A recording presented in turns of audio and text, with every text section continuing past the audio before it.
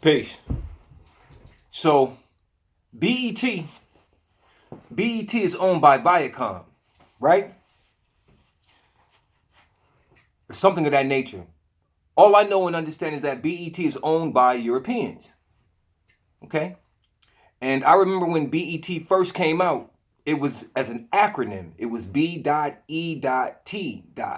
Now it's just BE, it's just the word bet, which takes on a totally different connotation when you see the word bet. Unlike it being in acronyms, when you see something in an acronym, you know that each letter has a particular meaning. But now we don't see the acronym, we just see the word bet. And anybody can take a dictionary and look up the word bet and see exactly what it is. Okay? So with that being stated, this whole Eminem thing, I'm not really impressed. Because what Eminem did is nothing normal. It's not something spectacular or something that hasn't been done already. For decades, we've had MCs speaking out against the system, speaking out against presidents. We had Chuck D speak out against Ronald Reagan and so on and so forth. This has happened. We've had rappers speak out against George Bush in the towers and so on and so forth. When Immortal Technique, you know what I'm saying, and Mos Def did the whole thing about the towers. You see what I mean? So we can see that also. But the point I'm getting at is that, you know, people are making this into something as if it's some type of great situation. Well, Marshall Mathers or Eminem, he can rhyme. You know what I'm saying? He used the platform. You know what I'm saying? He used his white privilege to use a platform to exercise and say some particular things about Trump. Okay. That's cool. That's a good thing. But you got people saying, well, you know, at least he did something that we scared to do or we won't do. But for all of y'all who saying this is something we won't do, or, you know, at least he spoke up because we scared to speak up, you speaking for yourself. Because a lot of us speak up daily about these types of situations. You understand what I'm saying? We speak up daily, but there are many of you who won't speak up and who want somebody, you know what I'm saying? You won't speak up because you're scared to lose your job or all of these other things, you know what I'm saying? Because you really don't have your own to put you in a place where you can speak and not be concerned about the repercussions or the backlash. But those of us who are really in this for what it really is and are in this about humanity and saving the lives of our children in the future and so on and so forth, those things don't matter. You know what I'm saying? Those material and those things don't matter because those things come and go anyway. You can lose your job anyway. You know what I'm saying? So my thing is this. I'm not saying that you go out and lose your job, but the point I'm getting at is that you're utilizing this thing as if Eminem has done something spectacular. You know what I'm saying? Yeah, let the man speak, because the only way that racism can really be fixed is through quote unquote so-called white folks, because it is their descendants who created the paradigm called racism and race and the color scheme. So of course, it only makes sense that he would speak. You understand what I'm saying? And my thing is, you got to know the history. I know his history too. He was caught using the word nigger and all types of other things, discrediting quote unquote so-called black people, just like, you know, the dude from his home place, what's his name, Kid Rock, the one who grew up cutting on the turntables, breakdancing, DJing, MCing, and you know, and now he has a problem with the same people that whose culture he represented through Detroit. But now he has a problem with those same types of people standing up and protesting and so on and so forth. So this is the situation for me. I'm not concerned about the whole situation with the Eminem thing. All I know is that what he's done and what he did is nothing new. You understand what I'm saying? It's nothing new. And he did it on a platform called BET.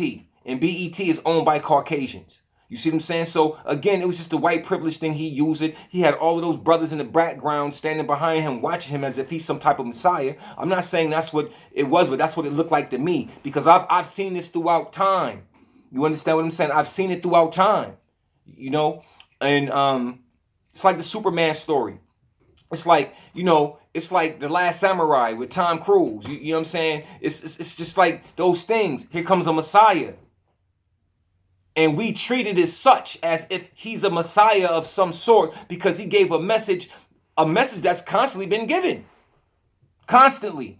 But he spoke it specifically about a person called Trump. So what? So what? How does that change the condition of our people? It gets him a lot of play, it gets him a lot of leeway, and it's being played and it's being played and it's being played and it's being played. But what is it going to address, and will it change the situation?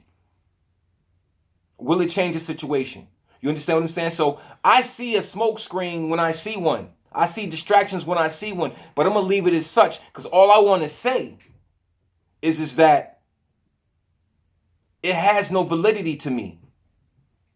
I don't knock what he did, but what's the intent behind what he did? What's the real rationale and reasoning behind what he did?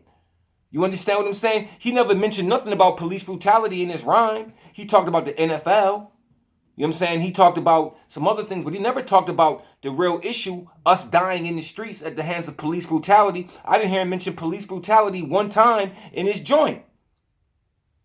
Didn't hear him mention it one time. All I heard him mention was about this president who likes to argue and who likes to fight, but the whole world knows that. So what? He said it out loud. He ain't said nothing that nobody else says. He said it on a platform, and it's all over the news, and it's all over there. But Eminem is known for shock value. That's what he do. That's the shock value. Doesn't mean that it was from his heart because he gave you shock value. Stop being duped. You understand what I'm saying? Stop falling for the okie doke, because that's all it is. It's just another distraction. It's just another distraction. You know what I'm saying? And you're giving them the props. And again, I'm gonna say it again. Racism is a concept created by Europeans. The only way that racism can be confronted and destroyed, actually removed, is by other Europeans. So what he did was admirable at most, but what was the true intent behind it?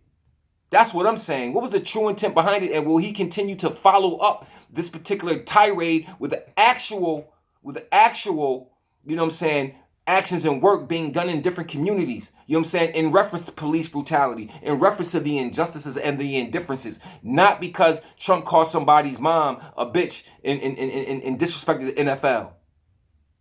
I'm not going to let it be about the NFL. You know what I'm saying? That's what they want to do. But we know what it's really about. So, and I didn't hear anything in Eminem's, rhymes that addressed what this was really about. And the narrative, of it being switched to something else. He didn't address that play. He just gave you his feelings about Trump. So there wasn't really nothing in that statement or in his words, in that delivery, that was effective to me, that had anything to do with any type of bearing on the people as a whole. All he did was touch the emotions. He was kind of like a preacher at that moment, preaching to your emotional state. And what happened? Your emotions got roused up and you came just right to the page, to Facebook, and did what you did. Oh my God, he set it off. He dropped a bomb. Come on, man. We've been dropping bombs on oppression and racism since hip hop has started. Since hip hop has started. Remember Main Source? Remember the group Main Source? Remember It's Just a Friendly Game of Baseball? Remember that? That was 1989. That was about police brutality. You understand what I'm saying? That was about police beating us to death in 1989. A friendly game of baseball. You understand what I mean? It's like these things have been being told. These stories are being told. But the sad thing about this is that we are repeating the narrative. These things have been told. These things have been put out into the open to be explored and to be diagnosed. But what happens in 2017? We still dealing with some of the same things. Most of the same things that we've been dealing with since the Emancipation Proclamation. We still dealing with a lot of those things. This is where we at. So, what do? Still waiting on messiahs? Because that's what it seems like. Because everybody's like, but what about, you got cats spitting this stuff every day.